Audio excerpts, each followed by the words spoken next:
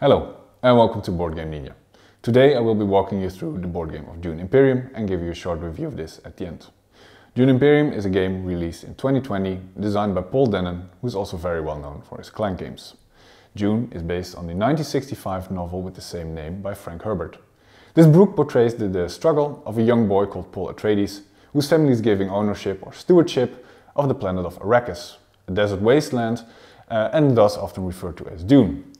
In this universe, this planet is the only place where the spice or melange can be grown, and this is a highly sought after resource since it is necessary for faster than light travel. The game itself is a combination of worker placement and deck building, and you try to get the most victory points. Let's quickly go over the game, how it is played, and I'll give you a review at the end.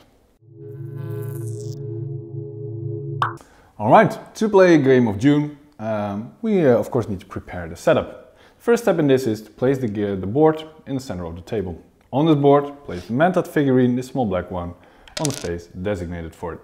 Then you take the 4 alliance markers and place them on the 4 spots designated for them. The next and very important step is to prepare the conflict deck. The conflict deck is sort of what times the game. And these come in 3 varieties. The level 3 ones, the level 2 ones, and the level 1 ones. To prepare this deck, you first shuffle the level 3s, shuffle them and place them on this spot here. Next, you shuffle up all the 2s and you deal 5 out of them and place them on top of the 3s. Final step is to take the 1s, shuffle these and use one of them on top of the 2s. Then the other ones are removed from the game. They won't be used in this game. The next phase is to prepare the Imperium deck. The Imperium deck is what you use to tweak your deck for the deck building that is in this game. You shuffle all of these cards together and deal out 5 of them face up in this row. Next to these, you place the 3 standard cards that are always available in every game, and you place them here as well. We have also the 3 resources: Solari, or the money in this game, the spice, and the water. Final step is to take the intrigue deck, shuffle this, and create a central pile of this. Then we go to the player setup. I've already prepared 2 of the colors sort of on this board, but I'll walk you through the steps for 1 player. The first step is to pick a color, of course. Take your 2 discs that are in your player material, place one of them on the 0 of the victory point track here, and place the other one near the High Council in here. This is not part of the rules, as is this pile over here, but I like it because it gives a quick overview of where everybody stands in this game. The next step is to take 4 of your cubes and place one of them on each of the reputation tracks, like so, on the bottom spot. Next, take 3 more of your cubes, now they represent your actual troops, and place them in your reserves. Then, take your combat strength marker with the sword side face up and place it near here. Finally, take one of your 3 agents and place that on top of the swordmaster to indicate that this is an agent or a worker that you are still able to buy. Then choose one of the available characters in the game who come in several difficulties, ranging from a 1, designated here, to, for example, level 3, as can be seen here. Take one of those characters and then place 1 water, the starting resources for all the players, near on your character sheet. Take your player deck, which consists of 10 of the same cards for each of the different players. Take that deck and shuffle it together to form your starting deck. Then the final step is to randomly decide who gets the first player marker, as designated by this lovely little sandworm. Give it to that player and you're ready to start.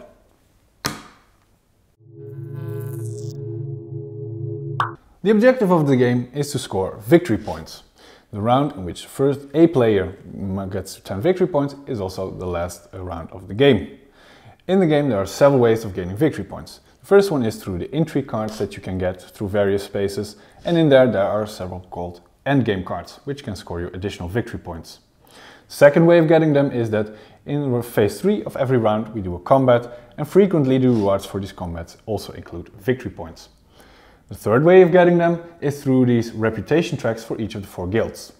As you can see here, on the left of each of these spaces, we have the reputation track. Whenever you take an action within a guild, you also gain a single point of reputation, moving up on this track. Whenever you take the second step on this track, you score a victory point. If you ever get above this yellow line, you are ready to form an alliance with that faction. If I'm the first one to pass this line, I get the alliance token, which I place in front of me, thus scoring me an additional victory point. If later on another player overtakes me for this, he or she will take this token from me, thus losing me one victory point and then gaining a victory point. The final way of scoring victory points is through these cards that are always available in each and every game, which if you buy them, score you a victory point. And those are the ways to score points. Alright, to start a round of Dune, we follow this structure, which can also be found on one of the extra characters that you don't use. If you flip that over, you get a very nice round overview, which I highly recommend each of the players take one and keep in front of them. The first step in this is to reveal the top conflict card, showing or indicating the conflict for that round. In this case, the reward for the first place is in fact a victory point. Next step is to take the top 5 cards of your deck, and this will be your starting hand for the turn. And with that, the player who has the first player marker is ready to start his or her turn. When it is your turn to do a turn, whilst you still have agents available, you most frequently will take an agent turn. To do an agent turn, you pick one of the cards from your hand, for example this one, and you're only interested in the agent icons here on the left. You take one of your agents, put them on one of the corresponding spaces on the board, and then you do the corresponding action. Some of the spaces have entry cost, for example here you have to pay 2 water, you pay those, and then your agent turn is complete. Okay, so this is your first action. When it then comes back to you, you might do a second action. In this case, I might play one of these cards, the diplomacy card. The diplomacy card shows as its agent icon the 4 guilds, which means that I can place an agent on one of the 8 available spaces currently for the guilds. Some of these also have entry costs depicted here, but let's assume I just take a free one, this one. In this space, if I take an action on one of the guilds or factions, I move up 1 space on that reputation track.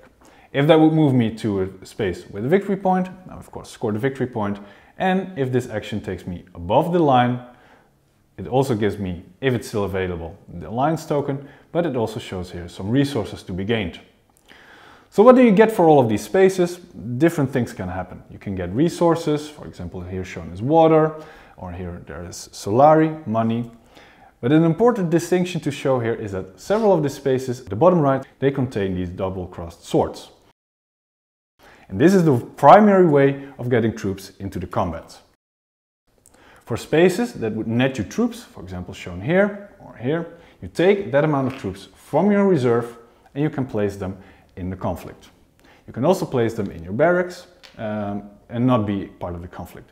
If you place them in the conflict zone, for example I would get 2 this turn from this action, I can also at most add 2 additional troops into this conflict. And now these 4 troops are committed to the combat at phase 3 of this game. The other option that you have as a part of a player turn is to do a reveal turn. It's also the last turn you do as a player if you have no agents left. In this case, we take the remaining cards in your hand, we turn these over, and now we are interested in the bottom section of these cards. These give you several rewards, but the primary one are these blue ones, which is influence, which you can use to purchase cards from the card pile. In this case, I only have 3 remaining. All of these cards are too expensive, but I can always buy one of these available ones. In this case, the cost is 2, and this card which I purchase, I put in my discard pile. And with that, my reveal turn is done. If all players have done their reveal turn, then it's time to go to the combat. The third phase in a round of Dune is the combat. The combat revolves around this section of the board. During your reveal turn, you reveal your cards, and one of the steps in this phase is to determine your combat strength. The combat strength is made up of the troops that are deployed to the combat, and each troop provides you with 2 strength. Each sword that you reveal on your cards is worth 1 strength. In this instance, I would get a total of 5 strength. At the end of the combat, we all compare our strengths, and the winner of it gets this reward, which incidentally is a victory point. The runner-up would get, in this case, a water. In a 4-player game, the third runner-up would also get something, in this case, 1 spice. As a last step in the combat, those troops deployed to the combat return to the player's supplies. The last two phases of a round of Dune are more setup phases for the next round. The first one is the maker phase, in which we check for each of these three spaces if an agent was placed on them.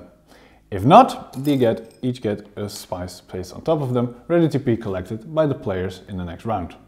The final one is the recall phase, in which we first check if one player or more players have received the 10 victory points necessary to end the game. If not, each player returns their agents back to their supply, and the first player marker is passed to the right, and the next round can start. So, this provides you with a brief overview of the game.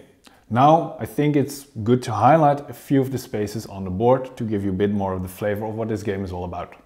First, I'll start with these two spaces on the Bene Gesserit faction.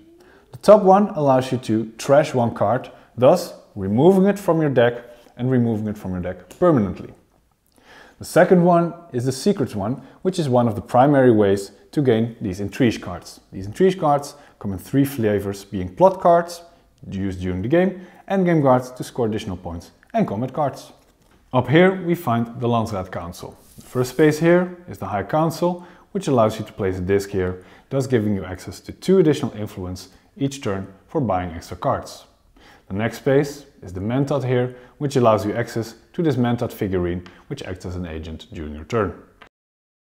Other space here is the Swordmaster, which once going there, you purchase your additional agent, which then gives you access to 3 agents for the rest of the game. The final space to highlight is in the top right here, which allows you to sell Melange, which in turn simply allows you to turn Melange into Solari to be used on other spaces on the board. Well, I hope that I've been able to give you a good overview of the game of Dune Imperium. So let's get over to the review section of this video. For me, this always starts with looking how does this hold up strategically versus tactically. Strategically, I really enjoy that the character that you've been dealt and the cards that you build your deck with, tweak your deck with, really allow yourself to set up for a certain direction and a long-term plan that you want to execute on. Tactically, the board spaces and how your opponents occupy these force you really to be on your toes and constantly adapting to the flow of the game. Also, these reputation tracks, if you're tied with another player, might force you to do a suboptimal move somewhere else to ensure that you get that precious alliance token and victory point in the bag. Going to the pros and cons of this game. For me, a big pro is the clean design and the quick turns that this game offers. You play a card, you place an agent, you get some resources, potentially you place some troops into the conflict, and that's it. Not like other games which just build and build and build upon each other. And so this keeps you and your opponents engaged at all times. A second big pro for me is the conflict, which really feels like an integral part of the game, but not that decisive of it. If you lose a battle, lose a conflict, that's fine, you're still in the game. Thirdly, the intrigue cards provide that layer of mystery that I really enjoy, where you're never sure if your opponent holds that card that might offset you in a combat or provide that one benefit somewhere else in the game. The length of the game feels really well for me. It's contained enough, whilst at the same time I feel that at the end of the game I've achieved all that I wanted to achieve. Finally, there is a great implementation for an app for this game. For a 2-player and a solo player game, you use the app to simulate extra opponents, and this is done very well. The cons for this game for me are really a stretch, because I don't really see cons in this game. The one con that I can come up with is that the card row, the cards that you're able to buy, for me in one of the 7 games, at some point felt really stale. The cards there were not that interesting for me or my opponents, thus we ended up not really buying them, because we didn't want to dilute the deck that we had with cards that were just suboptimal. Another con that I've heard other players saying is actually also about the deck building, because they don't feel it's like a real solid deck builder. And I don't see it that way. For me, this is a game which uses deck building, but it's not a true deck builder. Overall, I really enjoyed this game, and I would give it a 9 out of 10, which by the Board Game Geek definition makes this an excellent game which we'll always want to play.